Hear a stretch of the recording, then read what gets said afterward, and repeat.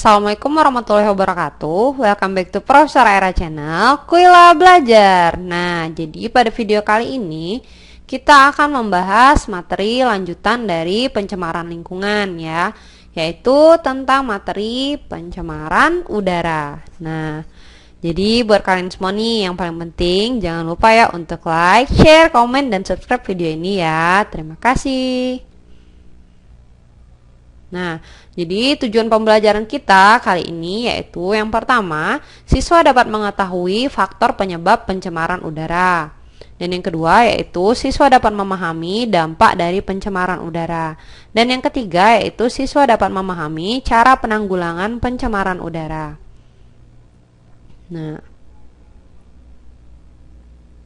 Nah, dari tadi kita sudah membicarakan tentang pencemaran udara. Tapi sebenarnya apa sih pencemaran udara itu? Jadi pencemaran udara adalah kondisi udara yang mengandung senyawa-senyawa kimia maupun biologi dalam jumlah yang banyak yang berdampak buruk bagi kesehatan makhluk hidup ya. Jadi di sini dapat kita lihat di ilustrasi ini. Di sini udara itu sudah terkontaminasi dengan asap pabrik, dengan asap kendaraan, dan lain sebagainya. Sehingga udara itu sudah mengandung senyawa-senyawa kimia dan biologi yang berbahaya ya bagi makhluk hidup. Itulah yang disebut dengan pencemaran udara. Nah, pencemaran udara ini dibagi dua, yaitu pencemaran udara primer, di mana itu disebabkan langsung dari sumber pencemar. Contohnya, peningkatan CO2 yang disebabkan oleh aktivitas pembakaran manusia. Jadi, otomatis setiap kita membakar sampah atau membakar lain sebagainya, otomatis jumlah CO2-nya akan meningkat. Nah, itulah yang disebut dengan pencemaran udara primer, karena dia langsung ya akibat dari kita.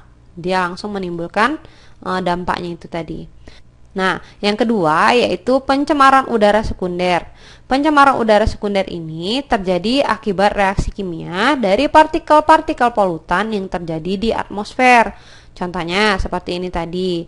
Nah, karena peningkatan CO2 yang meningkat itu tadi, otomatis nanti dia akan berefek pada penumpukan atau peningkatan gas rumah kaca yang akan membuat suhu dari atmosfer kita meningkat ya. Nah, dampak itulah yang akan menyebabkan pencemaran udara sekunder. Jadi dia dampaknya tidak langsung ya. Dari efek ini tadi, dia akan mengakibatkan efek yang lain lagi. Itu yang disebut dengan pencemaran udara sekunder. Paham ya? Nah, selanjutnya yaitu faktor penyebab pencemaran udara. Jadi pencemaran udara ini tadi, faktor penyebabnya terbagi dua, yaitu yang pertama aktivitas alam, dan yang kedua yaitu aktivitas manusia. Aktivitas alam ini contohnya seperti ini, terjadi letusan Gunung Merapi, di mana letusan Gunung Merapi ini akan mengeluarkan abu vulkanik yang mengandung zat sulfur, yang kemudian dia dapat mengakibatkan hujan asam ya, sehingga udaranya itu akan tercemar. Nah, yang kedua yaitu disebabkan oleh aktivitas manusia, seperti contohnya tadi asap kendaraan, asap pabrik, pembakaran, dan lain sebagainya ya. Nah, dampak pencemaran udara. Jadi yang pertama, kualitas udara yang menurun akibat pencemaran ini dapat menimbulkan berbagai penyakit, terutama penyakit pernafasan. Contohnya seperti batuk, sesak nafas, dan ispa ya. Nah, jadi itu sangat berbahaya. Selanjutnya yang kedua yaitu letusan Gunung Merapi yang menimbulkan abu vulkanik dan asap pabrik juga dapat membuat udara tercemar dan mengakibatkan hujan asam. Nah, hujan asam ini mengandung sulfur yang dapat mengganggu pertumbuhan tanaman. Jadi contohnya di sini dapat kita lihat di ilustrasi ini. Contoh nih, ketika erupsi Gunung Merapi, dia akan mengeluarkan senyawa sulfur ya di udaranya ini tadi. Dan dari asap pembakaran asap pabrik ini, dia juga akan mengeluarkan zat-zat berbahaya yang kemudian dia akan terbawa oleh udara dan akan terikut dengan awan-awan ini tadi. Nah, ketika terbawa oleh awan ini, otomatis awan yang mengandung curah hujan itu akan terkontaminasi oleh zat-zat yang berbahaya ini ya. Sehingga ketika dia turun menjadi hujan, awan ini tadi, dia menjadi hujan asam karena dia mengandung senyawa sulfur di dalamnya dan senyawa-senyawa berbahaya lainnya. Itulah yang disebut dengan hujan asam. Nah, hujan asam ini berpengaruh buruk ya, terutama pada tanaman karena dapat mengganggu pertumbuhannya ya. Itu salah satu dampaknya. Nah, selanjutnya yaitu dampak yang ketiga, yaitu timbulnya efek rumah kaca, yakni peningkatan suhu bumi karena konsentrasi karbon dioksida dan karbon dioksida yang tinggi di atmosfer. Jadi dapat kita lihat di sini, awalnya sinar matahari ini diserap oleh bumi, ada yang dipantulkan dan ada yang setelah diserap dipantulkan kembali. Kemudian yang diserap ini akan disimpan untuk menghangatkan suhu bumi. Nah, setelah itu ada juga yang diteruskan lagi keluar agar tidak terlalu panas. Nah, setelah itu seharusnya yang dikeluarkan kembali ini dalam jumlah yang banyak ya, dan disimpan lagi dalam jumlah yang sedikit agar suhu kita tetap hangat. Namun, ketika terjadi polusi udara di mana gas rumah kacanya itu meningkat sehingga terjadi penebalan di sini, sehingga ketika dia yang seharusnya dalam jumlah banyak dikeluarkan karena dia terdapat gas rumah kaca sehingga hanya sedikit yang bisa keluar dan suhu yang panasnya ini tadi lebih banyak terperangkap di dalam sehingga menjadi lebih panas atmosfernya. Itulah yang disebut dengan efek rumah kaca ya. Nah, jadi kenapa disebut efek rumah kaca? Nah, karena ketika kalau kalian pernah melihat rumah kaca di pertanian itu, dia rumah kaca itu memberikan efek menghangatkan. Jadi ketika panas matahari masuk ke dalam rumah kaca itu, dia bisa masuk tetapi dia sulit untuk keluar lagi panasnya karena dia akan tersimpan di situ. Itulah sama dengan bumi kita.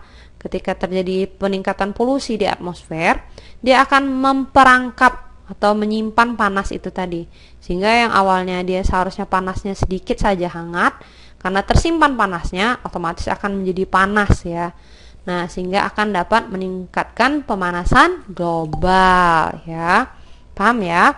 Nah, selanjutnya kita masuk ke dampak yang keempat, yaitu penggunaan produk pendingin ruangan yang mengandung CFC seperti freezer pada kulkas dan AC dapat merusak lapisan ozon ya.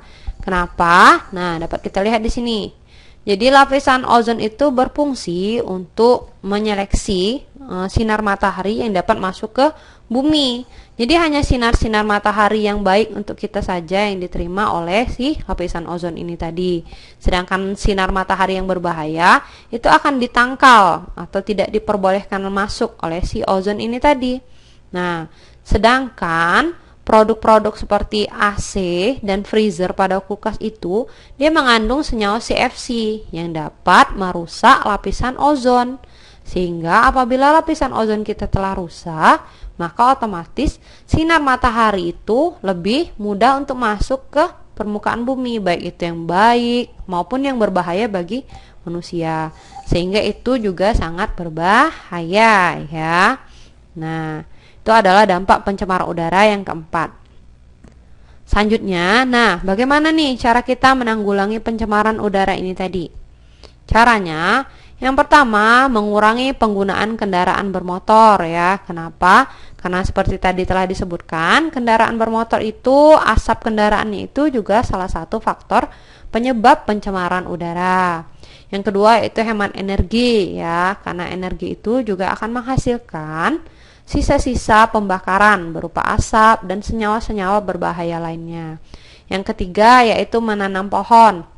Apa hubungannya menanam pohon dengan mencegah pencemaran udara? Siapa yang tahu? Ayo. Jadi pohon ini tadi dia akan menyerap senyawa atau gas karbon dioksida dan akan mengubahnya menjadi oksigen yang dibutuhkan oleh manusia.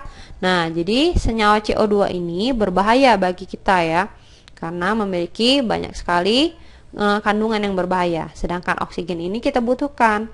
Sehingga dengan menanam banyak pohon itu akan mengurangi polusi udara dan akan membuat udara menjadi lebih bagus dan berkualitas ya. Dan yang keempat yaitu meningkatkan kesadaran. Seperti tadi, kita harus hemat energi, mengurangi penggunaan kendaraan bermotor dan menanam pohon ya. Nah, itu adalah cara-cara penanggulangan pencemaran udara. Nah, sekarang kita masuk ke bagian yang paling penting nih, yaitu tugas. Nah, tugasnya silahkan kalian pause dulu videonya, kemudian kalian kerjakan tugasnya. Jadi nomor 1 yaitu bahan polutan apa yang masuk ke paru-paru ketika orang menghirup asap rokok. Nah, jadi kalian juga perlu nih untuk mengetahui senyawa-senyawa berbahaya apa aja yang terkandung di dalam rokok. Ya. Dan yang kedua yaitu langkah-langkah apa saja yang dapat dilakukan untuk menghindari dan mengatasi pencemaran udara. Jadi tadi sudah disebutkan ya langkah-langkahnya apa saja. Tolong kalian lebih lengkapi lagi dan menurut kalian kira-kira apa langkah lain selain yang telah dijelaskan tadi. Nah, jangan lupa tugasnya dikumpulkan minggu depan ya. Nah, selesai sudah materi kita kali ini. Lebih dan kurangnya Ibu mohon maaf. Ibu akhiri dengan wassalamualaikum warahmatullahi wabarakatuh. Oh ya, jangan lupa buat kalian semua untuk like, share, komen, dan subscribe video ini ya. Terima kasih.